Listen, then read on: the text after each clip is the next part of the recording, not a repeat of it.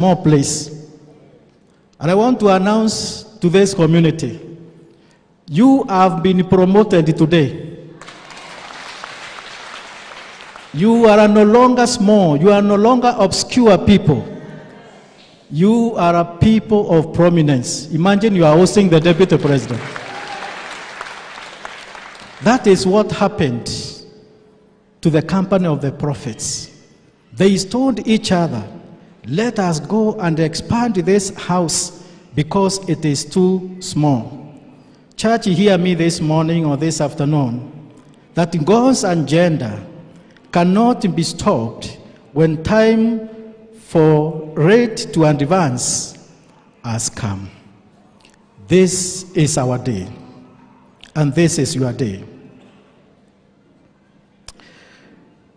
I also want to say that God will always resource for that which He has started. The Bible says, the earth is the Lord's, and all that is in it. Therefore today, I'm sure God is going to push us to a level that the ministry of this church will be expanded.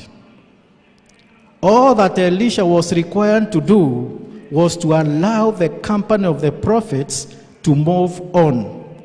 Elijah was a listening leader. He did not oppose the people. Good leaders don't fight with their followers. Good leaders accept the advice, even of those who are under them, because God does not have a monopoly of speaking to leaders alone. Even from this side, God does not only speak to bishops, He also speaks from the congregation. So Elijah was a leader, but the people who took the burden to take the work forward were his assistants. And so as leaders, there is need for us to listen to what the people are saying. And with all due respect, I know politicians are better in listening to the people than us. I don't know. But good leaders listen to the people. They realized that it was God speaking through them. The Bible also talks about a woman who was filled with all dissatisfaction, and that is in 2 Kings chapter 4, which was not read for us. The Bible talks about a woman of means. Elijah alikuwa anatembelea huyu mama. Nani Biblia inasema alikuwa ni mama tajiri. And I can see women of means. Hallelujah. Kwani hamkusikia hiyo? Elijah was visiting a woman of means. The Bible says she was rich. And then I said, I can see women of means in the house. Oh, I missed. Did I miss? How can I miss when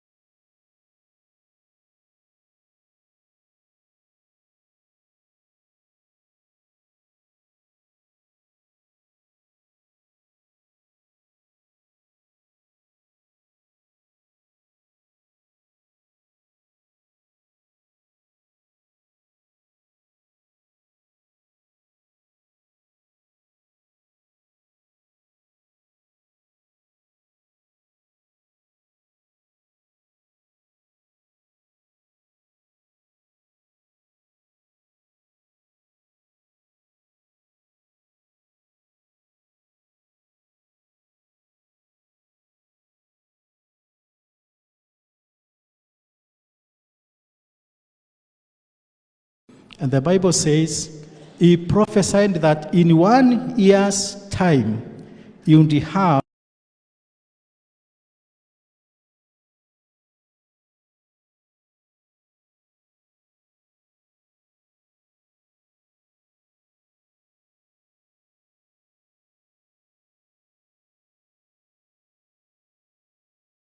the needs of the man of God. I want to say that God is inviting us to use our means to extend his kingdom. Let me say that there has always been a debate about politicians using the pulpit. Mumewahi kuona politician hapa? Hapana. They don't use the pulpit, but they use the space in the church to advance the work of God. Therefore, for me, political leaders and the leaders of government are partners with the church to advance the cause of the gospel.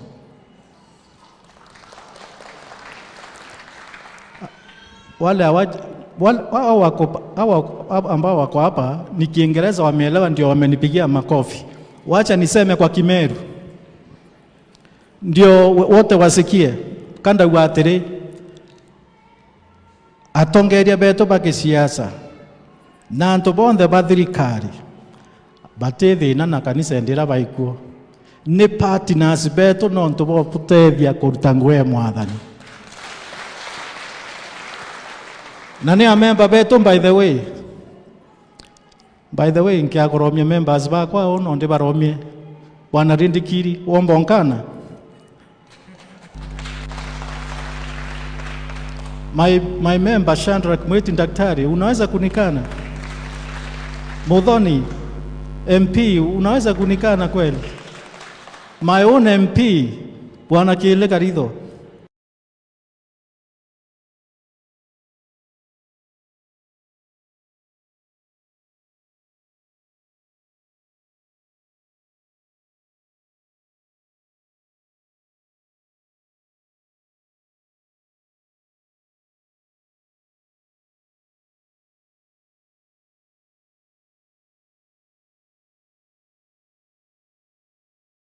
Woman and her husband funded a project for the man of God. God is more than able to resource for the needs of his servants. When God wants something accomplished in his kingdom, he will always avail partners for his work. And my prayer is that God will send serious dissatisfaction in this congregation today so that we accomplish what God has purposed for us. The deputy governor is also reverend. Actually, I can even call you this is signed, but for now, weka habo tu. Bwana asifiwe sana. So we are not confused. We are doing something sensible for God's glory. Bwana Yesu asifiwe. We are all partners in this work. TJ, I am now going to conclude, sir. Number 1.1, Bwana TJ, God will always resource for his work. Mungu wetu si maskini, kwa sababu vile vyote tunavyo ni vyake, and we only come to return a little from what he has given us. That is what we will do today. God will always draw the right people for his work. I am so blessed because today all the people that God wanted in this space are here. Number 3, God will never allow you to walk alone as a leader. Ukiona kiongozi ambaye anatembea peke yake, huyo muweke mahali kwingine. Leaders don't walk alone. Hallelujah. Kambu mutongeria wende mbitie kilethia to mwea And what I'm saying is, leaders walk with the people. Kinya mutongerio akorobanjori ateta wengwa.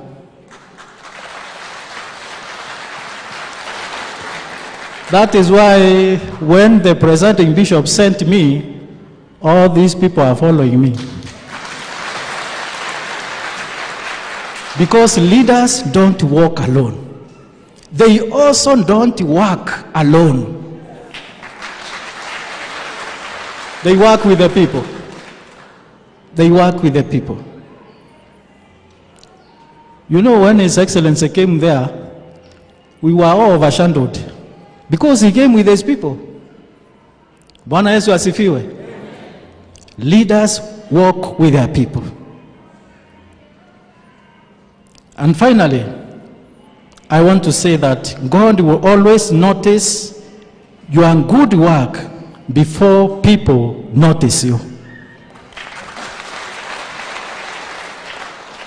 People will always notice your work before they notice you. But there are leaders who want to be noticed before we see their work. God breaks limitations to allow His work to continue. And today, the axe that fell on that river, leo imetoka juu. This work will be accomplished because God has brought the right people.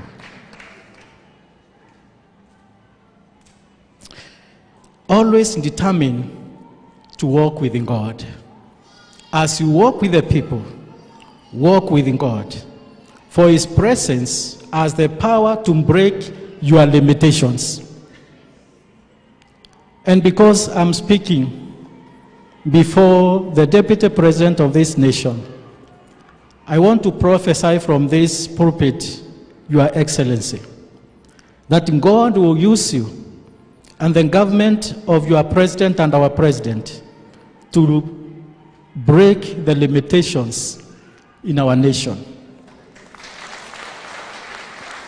Our prayer today, and we will be praying for you, is that God will break every limitation so that you work and administer this government under open heavens. God's blessings, Bible says in Proverbs 10:22, will never bring sorrow, but the blessings of God, they make rich. This woman was restored in her family. A son was born in her family because her riches could not bring sorrow to her life because of what she did for the man of God.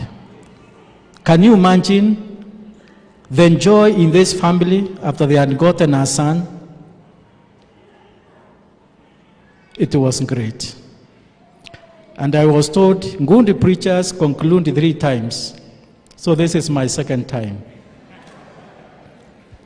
I'm saying this because Deputy Speaker, Father is a reverend and is a Presbyterian. So Presbyterian ministers also conclude thrice. So I'm concluding twice. I want to pray for each one of you. For I know each one of us has a passion to make a difference in the space where you work. Either it is in the church or it is in government. So may the Lord break every limitation and bring prosperity to the church and to the nation.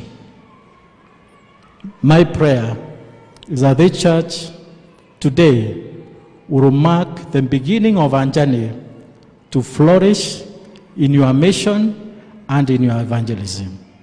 It is also my prayer that we are going together to join hands to pray for our country, and especially to our leader, the Excellency, the Deputy President, who is here with us. And by praying for him, we will be also praying for the President of this nation. May the Lord be praised. May the name of the Lord be glorified. Amen.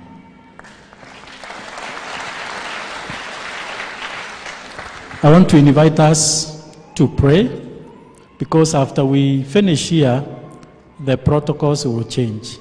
So let me pray, and I ask us to bow our hands in prayer.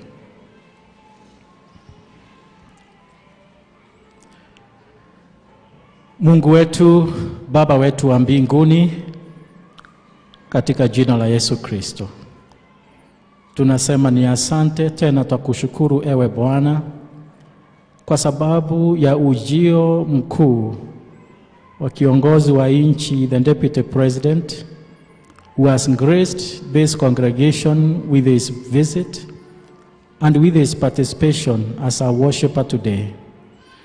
We want to thank you for all the host of leaders who have joined him this morning and this afternoon. We thank you for our members, the clergy, who have congregated here today, Lord, with one mission and one purpose. At this point in time, we want to pray, Father, that you will send them with a blessing from above. We ask your presence to go with them, O God. We want to pray that today we will mark a beginning of a great journey as a church. This church, O Lord, which has been graced by such leaders of our nation. We want to pray, Father, that even what we are going to do today, that this fundraising, O Lord, will mark the end of every limitation, and that this church is going to bring forth the vision and the purpose that is set to accomplish through this project. Tunakushukuru Bwana wetu kwa sababu ya washirika wote wa kanisa hili. Baba wetu, kapate kuwabariki, kapate kuwaongoza, na kapate kuwapa neema yako ambayo ni nyingi, na wanapopata hiyo neema Bwana, wataenda mbali. Twakushukuru tena Bwana, twakuhimidi kwa Yesu Kristo aliye Bwana wetu. Amen. I broke one family protocol. I forgot to introduce my beautiful wife. That's a protocol I missed, and haikuwa mzuri. Amenisamehe. Asante askofu. Bwana asifiwe sana.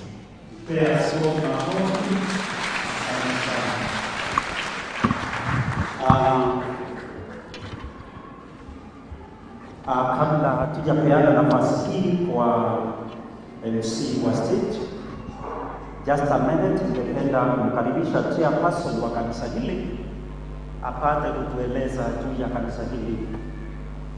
Just for a minute.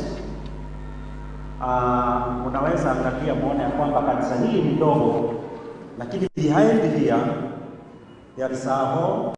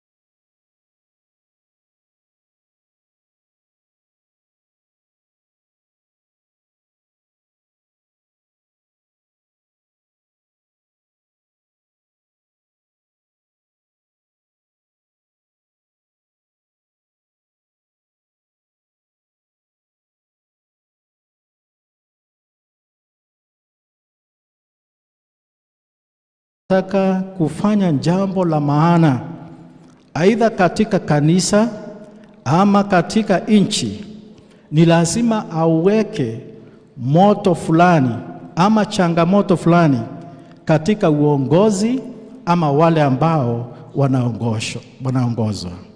It pushes one out of a comfort zone and drives that person on the way of setting the higher good for the sake of God's people.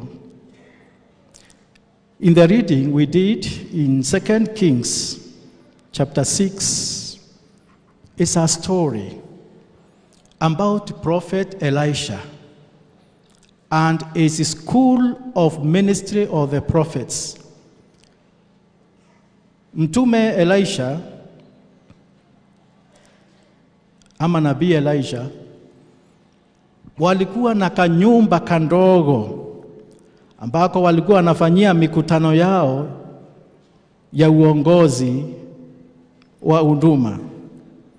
And the sons of the prophets, the Bible says, wakamwambia Elisha, angalia mahali ambapo tunaishi ni pandogo sana.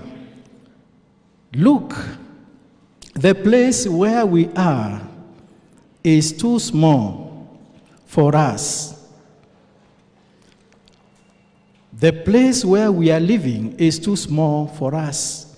They were dissatisfied with the status quo, and they broke out of their comfort zone and determined to expand the house.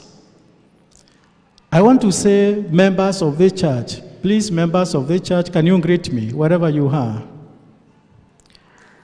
I want to tell you that you are very privileged. It is not common to have a deputy president gracing one congregation.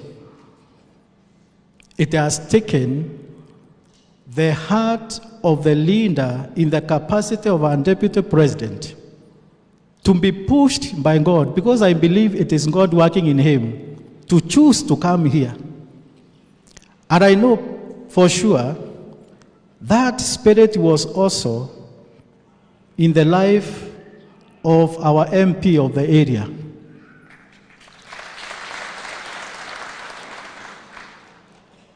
Because a spirit of dissatisfaction, which is a whole dissatisfaction, has worked through them and has also caught up with the rest of us. Your Excellency, I want to tell you for sure, I wasn't aware until I was given an account that you are coming here, and for me it was a surprise. And I was wondering, the deputy president has started visiting Methodist churches from Kaelo. That is very special. That must have taken the hand of God. And for that matter, today I want to say that this church is not going to remain the same. This house of God will be expanded. And we will not only expand the physical building, we will also expand our capacity. Your Excellency, I am sure there are people who will join this church as members just because the deputy president came here. So you have joined the roll or the list of evangelists of this church, because by your coming, I know there are people who are going to join this church now. They are going to identify with us, because how can they fail to identify with our church which has been patronized by a deputy president? They will come. So this place will no longer be a small place. And I want to announce to this community, you have been promoted today. You are no longer small. You are no longer obscure people. You are a people of prominence. Imagine you are hosting the deputy president. That is what happened to the company of the prophets. They told each other, let us go and expand this house because it is too small. Church, hear me this morning or this afternoon, that God's agenda cannot be stopped when time for rate to advance has come. This is our day, and this is your day. I also want to say that God will always resource for that which He has started. The Bible says, the earth is the Lord's, and all that is in it. Therefore today, I'm sure God is going to push us to a level that the ministry of this church will be expanded. All that Elisha was required to do was to allow the company of the prophets to move on. Elijah was a listening leader. He did not oppose the people.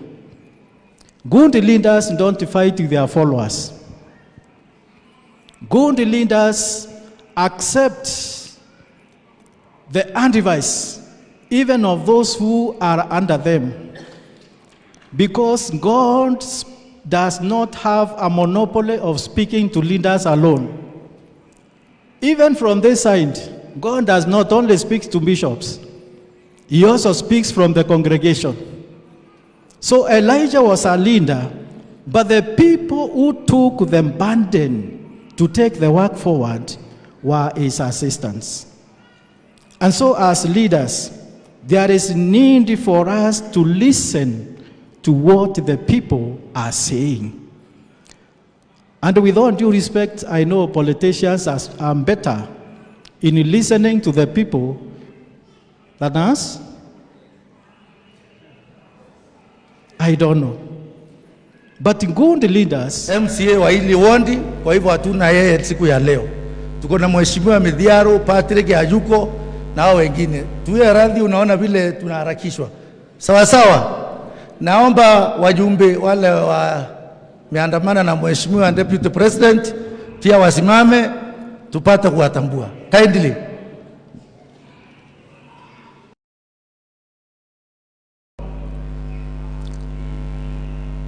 Wametoka nje ya hii county.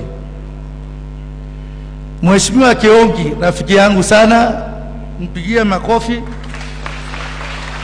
Mheshimiwa Menjadok kutoka Nairobi, mpigie makofi. Sema jina wewe mwenyewe na constituency. Okay, asante sana His Excellency. Kwa majina mimi naitwa Peter Kihongi.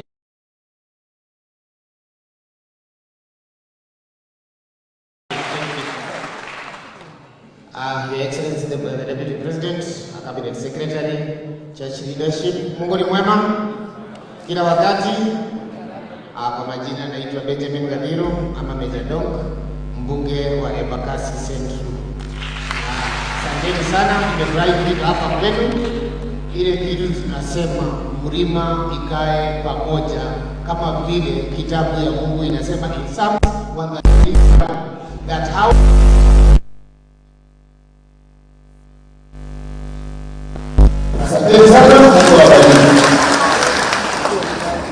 Huyu ni chairman wako wa Education Committee kwa ajili ya serikali, Ruto atinde.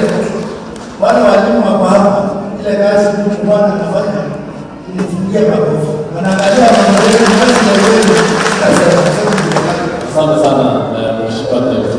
Naibu wa Rais, wajumbe walioko hapa na kanisa, Bwana Yesu asifiwe. Bwana Yesu asifiwe. Mimi ni Mheshimiwa Julius Beni, mbunge wa Tibet na pia mwenyekiti wa kamati ya elimu katika bunge. Naibu wa Rais, nimekuja hapa kama mmoja wa viongozi wa Rift Valley kuambia hawa wananchi na watu wa Mlima Kenya, asante sana kwa kazi nzuri kufanya. Na sisi pale chini tuko nyuma yenu kwa kile chochote, na naibu wa rais wetu ambaye ako hapa. Nilipokuwa kule bungeni miaka zilizopita, nilijua vile naibu wa rais alipigwa na rais aliyestaafu. Alisumbuliwa, akapelekwa kotini, akapelekwa wapi ili awache rais. Mimi nataka niseme hivi, tuko pale pale pale.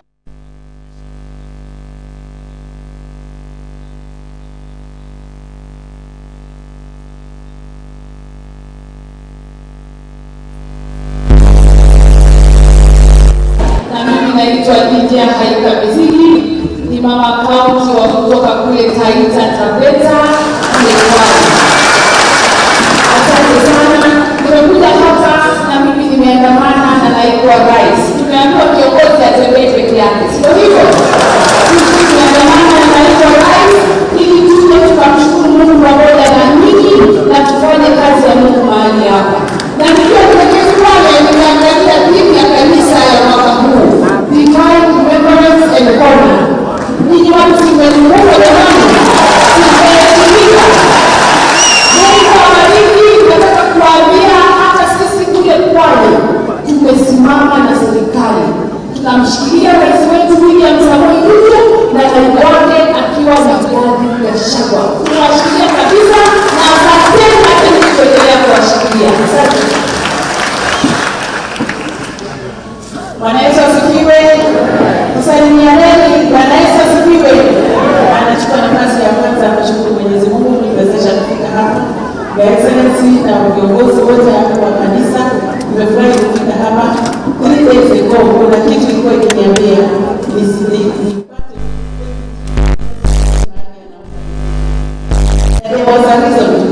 I was so blessed. Nimebarikiwa sana na nimebarikiwa sana. Kuna vitu vingi nimechukua na sitasema, najua mimi mwenyewe peke yangu. Ninaitwa Chenguli kutoka Nakuru, mama kaunti ya Nakuru.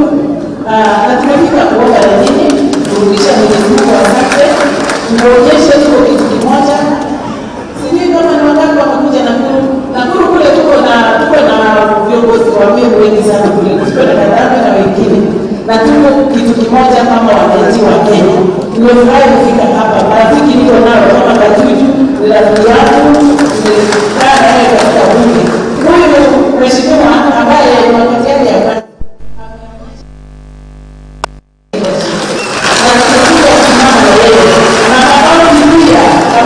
amenifunza sana neno la Mungu, ambapo tumekuwa tukiomba pamoja na yeye ni mama wa Mungu, na viongozi wote wenu tusimame pamoja. Kuna mjumbe amesema ati mume ametairi akimbia. Ni hivyo wanaume wote hata kama hawajatairi ni nzuri hawezi kimbia. Asante sana kwa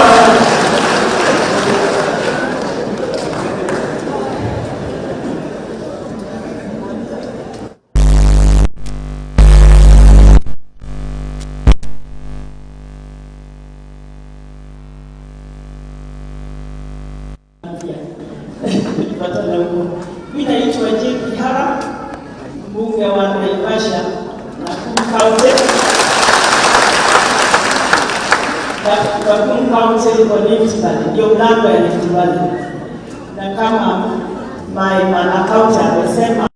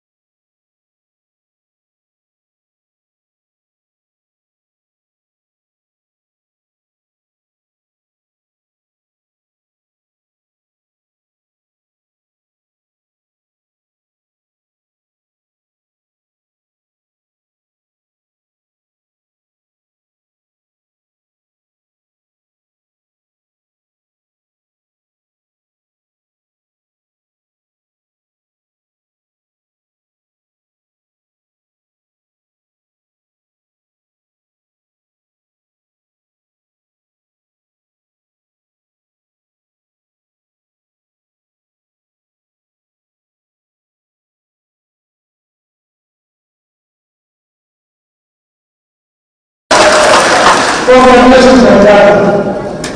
Katika ile muda ambayo nimepita nimekuwa kuhangaika sana. Na hapa ilikuwa part of the center ya kuhangaisha. Wakati niliona hii jina nilifurahia sana. Huyu shikilieni yeye.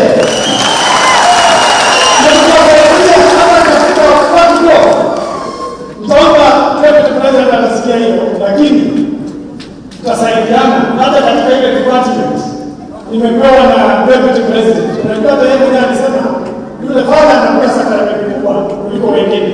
Sasa hiyo kubwa nitasaidiana na wewe ndio watu wa Yesu. Kwanza sisi ni watu wa Yesu. Kwanza kwa chache kaniongeza tu dakika moja kwa sababu ni yangu ni kidogo. Lakini nimezungumziwa na yeye maneno ya mwili sana. Lakini huwa anawaambia kwamba it is not the size of the dog in the fight, but the size of the fight in the dog. Mimi nisema tu mambo matatu. Na sio ya rais. Ya kwanza ni washukuru sana kwa kuchagua the Kenya Kwanza administration under the able leadership of our President William Samoei Ruto and our very own record Rigathi Gachagua, the truthful man. By doing so, hasa kwa kanisa ni waeleze, you did the right thing and the church is protected under the leadership of the current president and his deputy. Sasa kuna nini nyuma, lakini nyinyi mnajua there was a lot of threat toward the church kwa ile administration ambayo imepita. Jambo la pili, niseme kwamba serikali ya Kenya Kwanza, na niongea tu kama national organization sector kwa sababu chama pia ni custodian ya promises ya serikali. Under the leadership of the president and his deputy, there is a plan. There is a plan for Kenyans. I can assure you, I have no iota of doubt kwamba the president and his deputy are going to deliver this country. We are coming from a past where there were a lot of issues, an economy that was completely destroyed by the past regime. There is likely to be a few issues here and there, but number one, the problem in this particular nation is not that of a Panadol. It requires surgery. And I want to applaud the president and the deputy for not taking shortcuts in the Kenyan economy. For the full surgery so that we can do things the right way.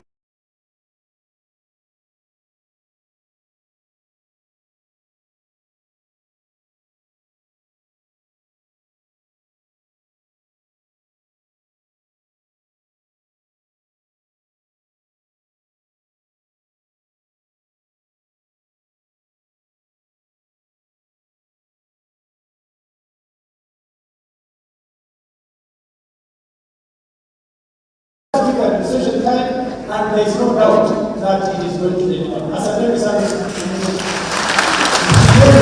Asante sana.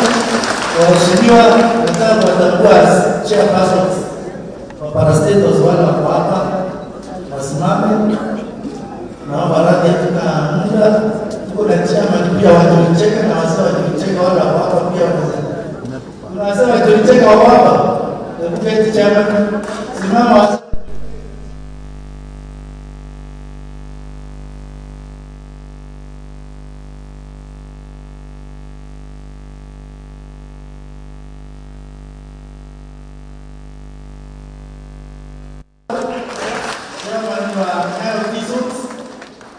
Hapa tuna chairperson tunamjua alikuwa anaomba kiti, Madam Felicity Berede, chairperson wa housing. Hapa mnajua Ajuju ambaye alikuwa pia. Asante sana. Pale kuna mheshimiwa Tuwebwaki, chairperson wa Kevin.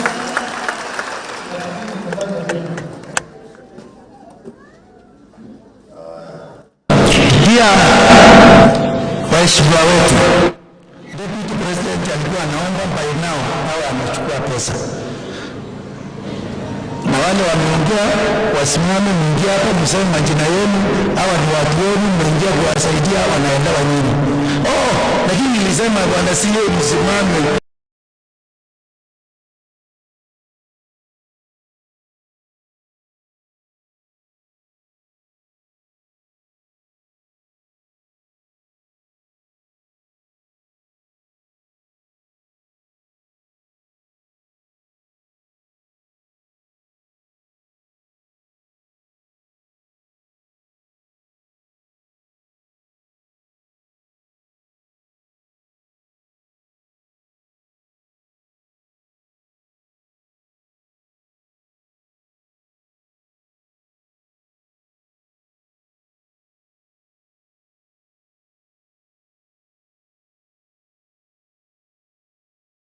pamoja na nyinyi, na nataka niseme mambo ya kanisa, kama kuna shida ya shamba tutasort, lakini tunashukuru His Excellency kwa sababu ametuguide vile ya kuendeleza nchi. Sasa niko katika mambo ya ardhi na tumekuwa tukiongea na governor kuhakikisha kuwa zile public utilities zote ambazo zilikuwa zimechukuliwa siweze kurejea, ndio watoto wetu wapate pale pa kuchezea, mashule zetu zisikuwe grabbed, tuhakikishe kuwa public utility is maintained. And also nataka nishukuru kwa sababu vile nilikuwa naishi hapa, nikasema nikikuwa mbunge, Mungu akinijalia, nitabadilisha area hii. Nakumbuka mambo ya lami, tulihakikisha kuwa kila pali hapa. Your Excellency, when I was elected there was no tarmac in this area, but within 5 years we ensured that there is no road without tarmac, and I think we did that. But I want to say tukiwa na governor hapa, zile changamoto ambazo tuko nazo, nimeongea na governor kuhusu Nairobi Dam na His Excellency the President, especially size El Nino inakuja. Your Excellency, every year kukiwa na mvua tunapoteza watu hapa Nairobi Dam, because when it dries people move into the dam and they build houses, and with one rain it causes a lot of havoc. There's a time we even lost 7 people in one night. So with the maneno ya El Nino, governor, tuhakikishe kwa hapa Nairobi Dam tumesort hiyo mambo. Otherwise, asanteni sana na Mungu awabariki. Maybe tu kumtambua PS mwenzangu, I'm told is also alioa kutoka hapa. Pengine mheshimiwa PS kidogo tuseme jambo.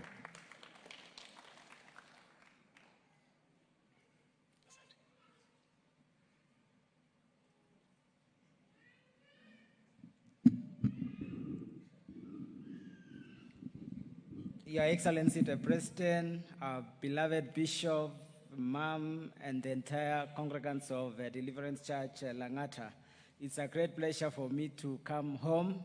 Your Excellency, this is a church, as one of my colleagues, Hamos, mentioned. We were here in the year 2000 when the church was in a tent out there. And under the leadership of Bishop Reverend Njuguna, we grew up in this church, got married here. My wife Winnie is here, and many young men here. I was involved in receiving guests, so I extend receiving you today here. Karibu. And we grew up and we learned a lot from Bishop Njuguna. He's a man who is well-grounded and focused and helping young leaders to grow, and I grew under him. When I got opportunity to serve in Konsa, they visited me, prayed with me, joined my colleagues there, and Your Excellency, you came to see the progress of the work there. Your Excellency, we really look forward to having such sessions again with maybe the leadership of this church and the young men that have grown under Bishop Njuguna. Asante sana, and God bless you.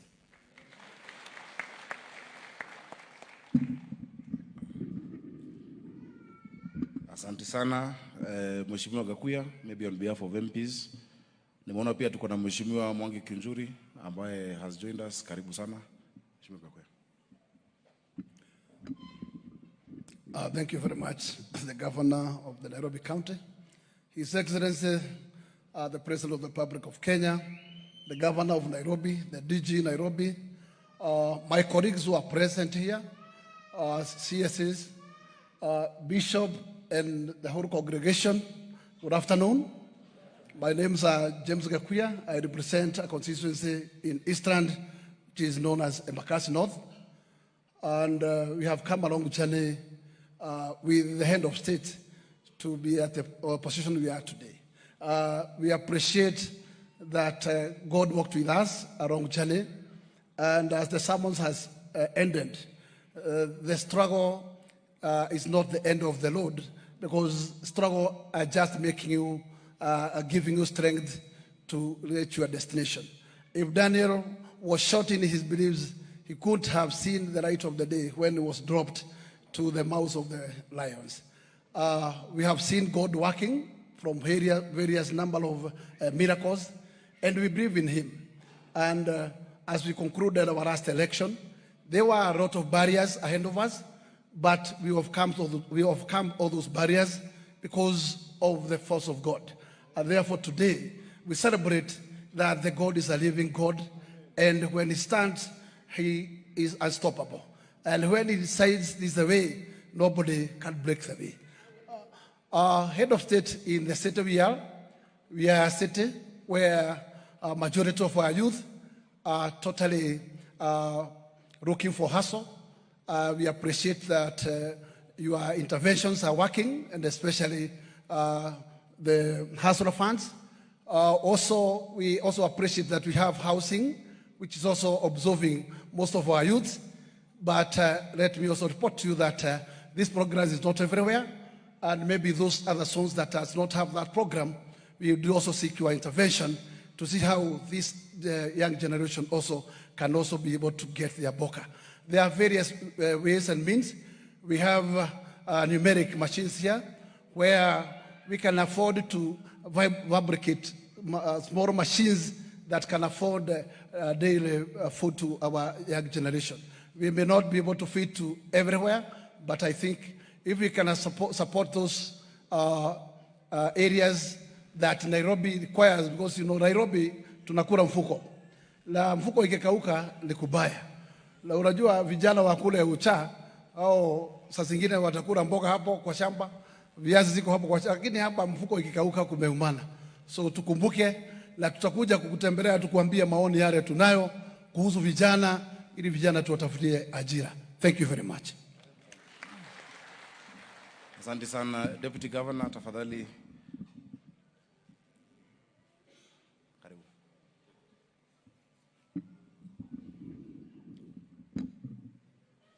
Your Excellency, the President of the Republic of Kenya, William Samoei Ruto, our Governor, Bishop, MPs and the PSs here present, and all the congregants, Bwana asifiwe. Tumsifu Yesu Kristo. Your Excellency, we're happy here today to come and worship with the congregation of Deliverance Church, Langata Road. The last time we were here is when they were celebrating 30 years of existence, and I recall we were shown a documentary about how they moved from one point to the other until the magnificent sanctuary that they have today. I think that is a great manifestation of the power of believing and the ability to keep focused on a purpose. Your Excellency, today's reading has been very, very useful. And there are many lessons that we took. But Your Excellency, there is one that I took that I think is important. And it said that when you're given a feast by the king, you can talk to the guys there and take some of what you want and not the others. Your Excellency, I know you usually invite us to your place to have lunch. So now I know I can actually choose some and not the others and leave it because the Bible says so. I think also the fact that we should keep friends, we choose our friends wisely. And I think all of us here have chosen you as our friend. So we have the right friend with us, and we thank you for agreeing to be our friend. With those few words, I thank you very much, and God bless you. Asante sana DG. You know, Bishop, that sermon has brought back very many memories and has reminded us of many things. It is true, as Anthony said, that people had put a strong case against the president. A strong case. And not just for this time, even before. You remember with the ICC, with whatnot, they looked for blame they didn't find. Even us tunatafutiwa kila siku. But you know, a few weeks ago, I think 2 weeks ago, Excellency, I was with you in New York, going through those meetings, seeing the demand. Truly the stone the builders rejected. If you saw the demand the world has on President William Ruto, from a stone that was rejected to being a cornerstone on this continent, a focal point, to being a reference point. You know, hata sisi wengine tukakuleo mafuta yake. Before, I used to go to the UN. Tulikuwa tunahangaika tunasema sasa tuende mkutano gani? You're looking for invitations. We had too many invitations this time. Everybody wants to talk to Kenya, to talk to Nairobi because of what you've done. Your Excellency, thank you. You've lifted up Africa, not just Kenya, but the continent of Africa. You've taken a leadership role. And really, it's encouraging that if God has decided someone's path, no man, no human being can be able to take it back. And so we're deeply, deeply encouraged. I know many of you here mnaishi Langata. Si ni kweli? Wangapi hapa wanaishi Langata? Ama mnatoka mbali? Your Excellency, a majority stay in Langata. And there's a lot of things that, you know, our former MP had started that are going on. Thanks to you, there are areas in Langata that had never received water. They have begun receiving water. My uncle Dan was telling me for the last 2 months he started getting. He has never been getting. Because on one side, the concreting we've done in Kibra, in terms of the line, a lot of the illegal connections there reduce the pressure coming to Langata. So we've done concreting. We are doing a new line that is coming up, Kongu Karumba Road. But the biggest intervention, because we've done the piping from Kabete, Udiru, coming all the way to the Dagoretti Road, Karen Junction, the piping is ready to bring it down by gravity. The issue has been the quantity of water. You know, Nairobi receives 525 million liters a day, and we need 850. Thanks to you, we've pushed. Northern Collector 1 is almost over. Northern Collector 1 will give us 140 million liters of water. And so the old story that Langata has no water is going to end very, very shortly. I made that promise last time we came here, and I want to repeat it. We're edging closer. There are issues of way leaves from Kigoro coming down to Nairobi, issues of compensation, issues of the piping, but now it's just 6 kilometers left. And we thank God, because through your leadership, Your Excellency, you know we're about to secure another 100 million euros for Nairobi, through Nairobi Water, to do Northern Collector 2 and Maragua 4, which will add another 220 million liters of water per day. Meaning, it is possible, before 2026 or 2027, shida ya maji ikuwe tunasoma kwa history books in Nairobi. We'll be remembering there was a time there was no water. Can you see what diligent leadership can do and can provide? Because our president is the person who goes down to the details. Ukimuuliza kitu hasahau na anafuatilia mpaka mwisho. Kama watu wa Nairobi tunakushukuru. Ya pili, vile Nixon amesema, we unveiled our Green Army. I'm sure you've been seeing around in the estates. Vijana, we had 2,500 who are unclogging drainages. They are preparing us not just for El Nino, because El Nino will come, but also for us to have a clean environment. But what are we finding when we unclog those drainages? Tunapata takataka. Hiyo takataka haijatupwa na mimi ama na rais ama na serikali, ni sisi kama wananchi. We must stop illegal dumping. We must take care of our environment. You know, if everybody cleaned the front of the house, the world would be clean. What we are getting, historical garbage, manguo, nini, it is terrible. At least now things are flowing. Hii mvua kidogo ya juzi Nairobi would have been flooded already. Hii mvua tu kidogo ya last week na juzi. But things are flowing. We're going to go on with that. We've mapped out all the hotspots. Your Excellency, we've started with the regional commander, with all the DCCs, with our sub-county admins, our disaster teams. We're going to publish areas where people must move.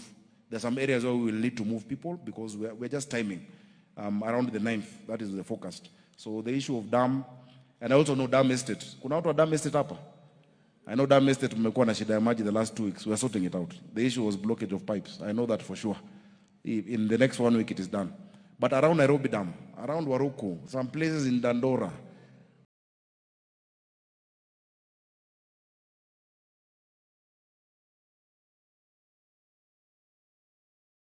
we'll have to move people. We agreed we are members. We will keep coming. Please keep praying for us. Yeah? Please keep praying for our president. Our president is making tough decisions that need grace and wisdom, but the right decisions. The decisions he's making are the right decisions because our country was living a lie. Tulikuwa tunaishi uongo. Ushaona mtu akona mshahara 10,000 but anaishi maisha ya 50,000. It will come, you know, a place will come, you cannot keep living that lie. You know, the debt, we were ill. So some things have to be done now, but for posterity. So that we don't leave our children in debt. Your Excellency, we're behind you as you do that.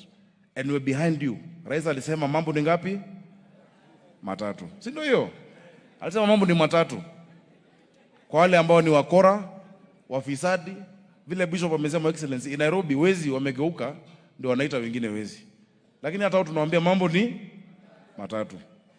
Wajichagulie ile inarifaa kwao. But we will not accept it. Nixon has said, land grabbers, we've told them, those who've taken public land, we are telling them, There's a place in Embakasi, Your Excellency, as I finish. Imagine inside our hospitali yetu ya Tasia, somebody has built apartments in our hospital land. What we've agreed to do, we fenced it, and we've told him, thank you for your kind donation of wards. Those apartments tunabadilisha ikuwe wards, na ikuwe nyumba ya Manassehs, you know, that they can use, because you can't do that. Another one is claiming land in between the incinerator and the administration block. If we keep doing that, Nairobi will go to the dogs. We can't allow that kind of anarchy. So, Excellency, on that fight against graft, we're behind you, that we must do the right thing as leaders. Ladies and gentlemen, simefurahi muona rais leo. Siniliwaambia ile siku ndamleta na mlifikiri ni story. Mheshimiwa rais ako hapa, mniruhusu mnikubali and join me tumkaribisha rais wetu William Samoei Ruto atazungumzia.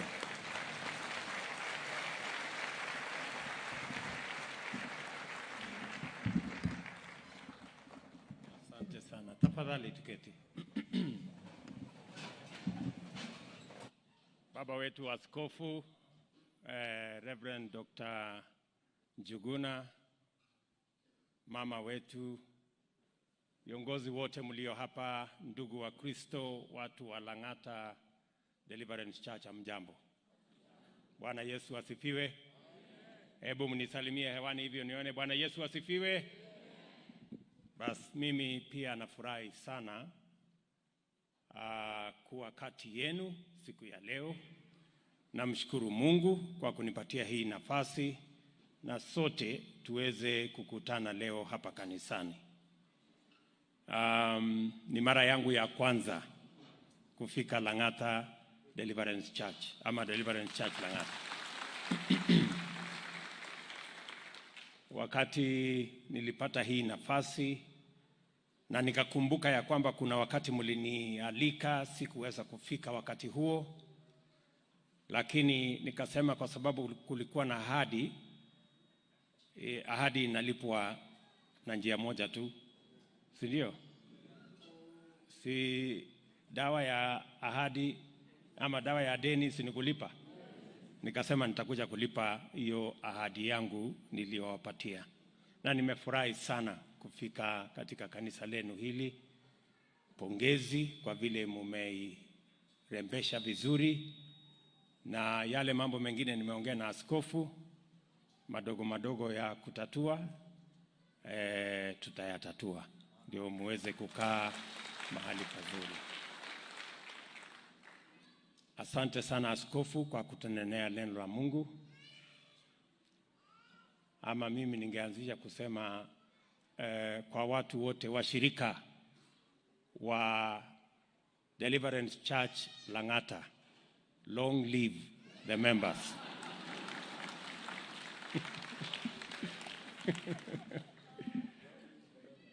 So mimi nafurahi sana kwamba sisi ni taifa ambalo tunamcha Mungu.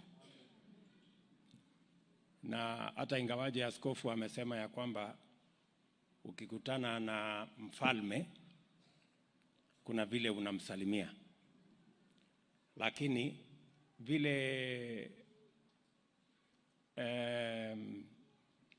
ule Daniel aliitwa mtumishi wa Mungu, mimi pia ni mtumishi wa Wakenya.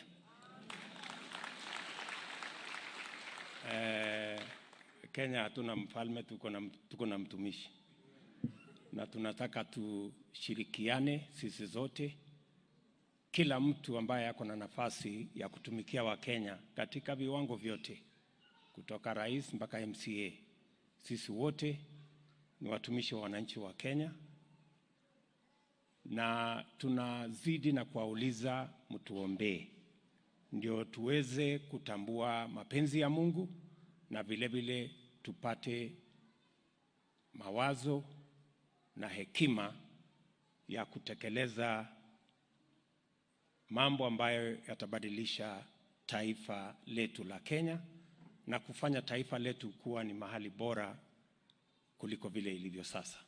It is our commitment as leaders to work together from across the political divide, from across the country, all religions involved, so that we can have a country that we can all be proud of. Nimefurahi sana kufika hapa siku ya leo. Nairobi ni mji wetu, capital city ya Kenya, na vile tunashughulika na mambo ya maendeleo ya taifa letu la Kenya, tunaanza na katika jiji letu. Sote tuliopata nafasi ya uongozi tujue ya kwamba focus yetu iwe ni vile tunaweza kutumikia wale wametuajiri na wale wametupatia nafasi ya uongozi.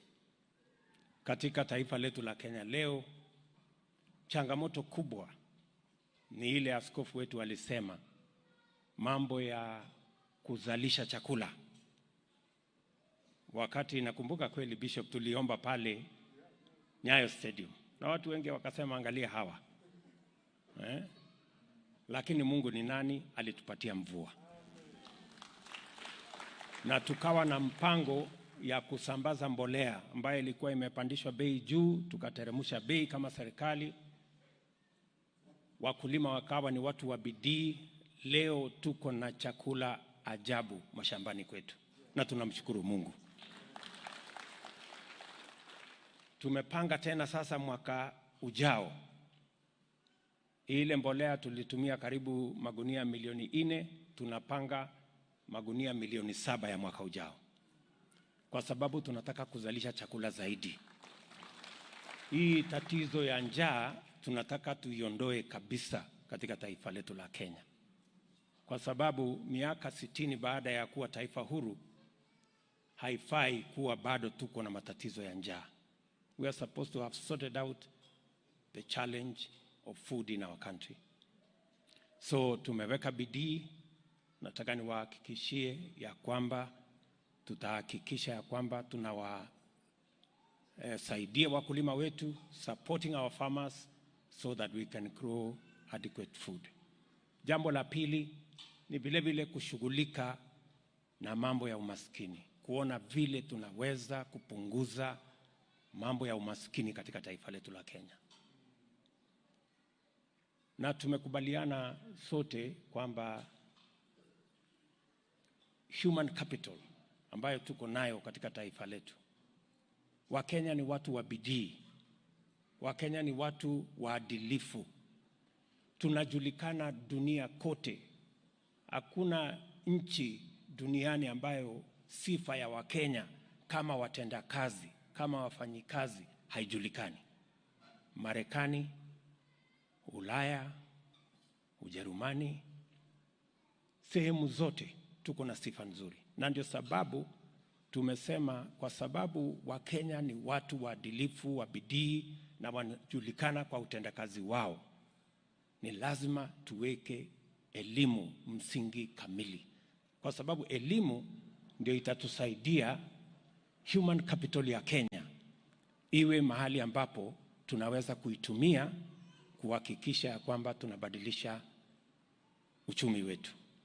Na ndio sababu mwaka huu tumeajiri walimu 56,000 kusomesha watoto wetu. First time. Kwa sababu tunataka kuhakikisha mtoto wa kila Mkenya anapata nafasi ya kusoma. That is how we are going to make sure that we have an equal society. Ndio sababu vile vile tumeweka pesa nyingi kwa masomo ya TVET, masomo ya university. Tumebadilisha mfumo, badala ya kutuma pesa kwa university waende waamue watafanyia nini. Tumebadilisha sasa, kila mwanafunzi tunampatia scholarship, ndio tujue ameenda kusoma. Na tumesema katika hali hiyo ya scholarship, katika TVET na katika university, wale watoto wa kutoka jamii ambayo mapato yao iko chini, tumesema hawa watoto watapatiwa scholarship 100%. Watasoma bila kulipa pesa yoyote katika TVET ama university. Ndio tuhakikishe ya kwamba tunaweka usawa katika taifa letu, because we must be concerned about the vulnerable. Tulikubaliana bottom up, wale ambao wako chini tuwainue.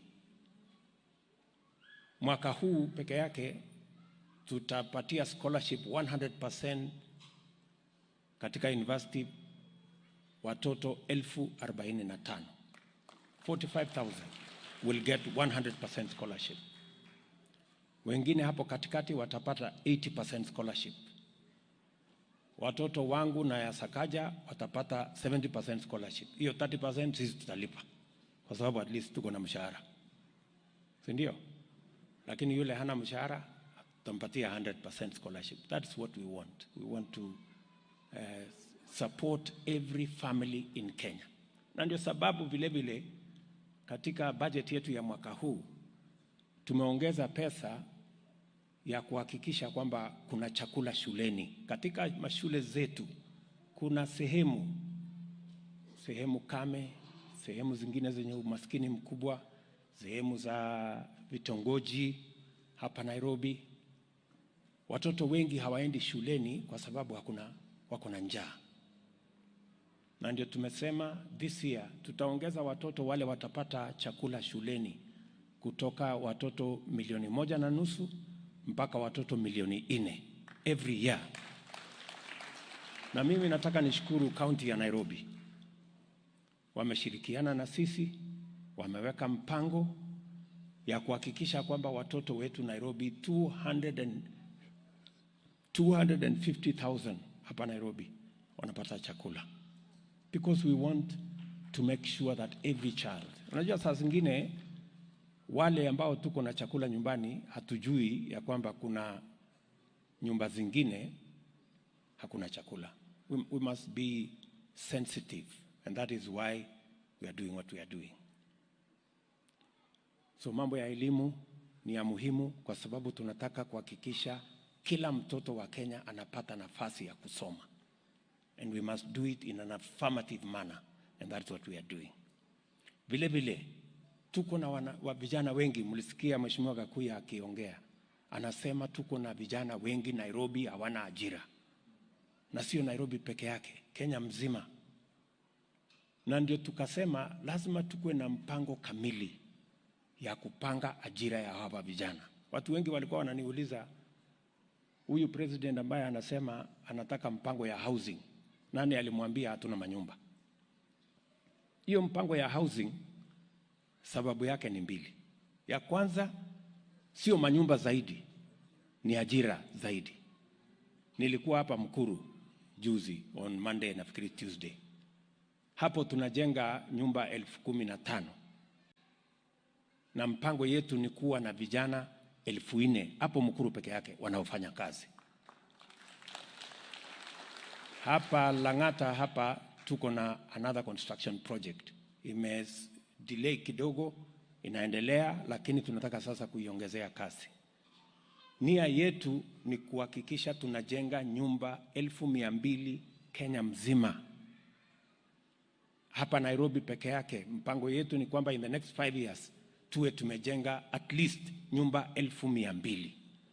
Tuhakikisha kwamba vijana wale wako Nairobi hapa wanapata ajira. Na vile vile tunaondoa watu kwa slum. Hii Kibera slum iko hapa na zile slum ziko Nairobi. Kwanza hii ya Kibera, in 10 years hakutakuwa na slum hapa. There will be no slum. Hii tutakuwa tumeibadilisha, imekuwa estate. Na Mungu atatujalia itafanyika.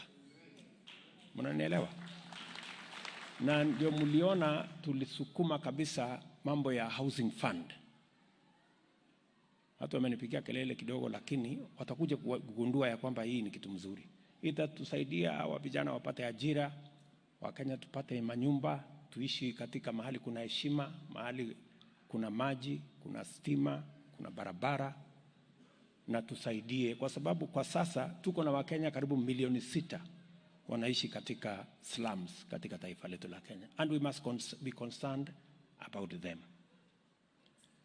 Vile vile hapa Langata, Nairobi na Kenya, agenda yetu ya pili ya kuzalisha ajira, tumesema tunaweka ICT hub katika kila ward.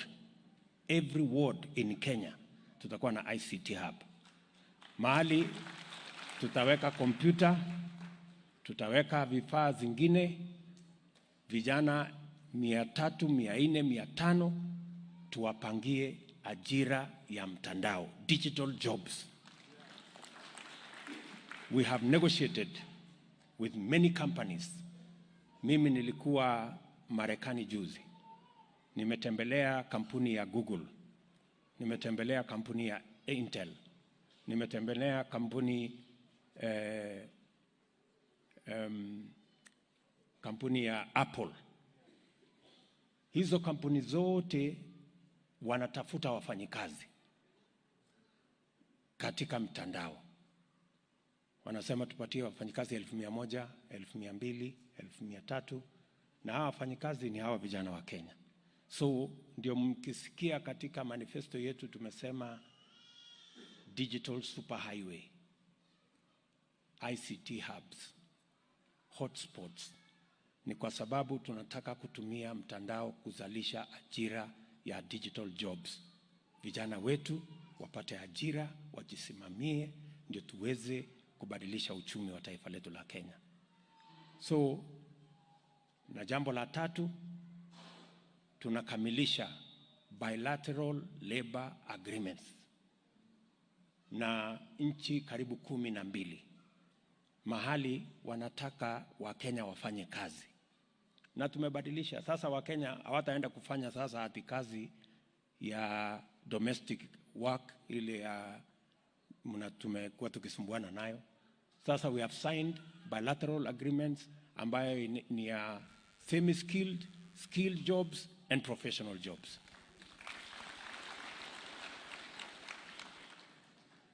Kwa sababu tayari tuko na Wakenya wengi wanafanya kazi outside our country. Rais wa Ujerumani alikuwa hapa. Ametueleza anahitaji wafanyikazi 200,000. Alisema mwenyewe akiwa hapa. Watu wa UAE wanasema wanahitaji wafanyikazi. Saudi Arabia mimi naenda next month kwa sababu tumeshakubaliana, naenda kuweka sahihi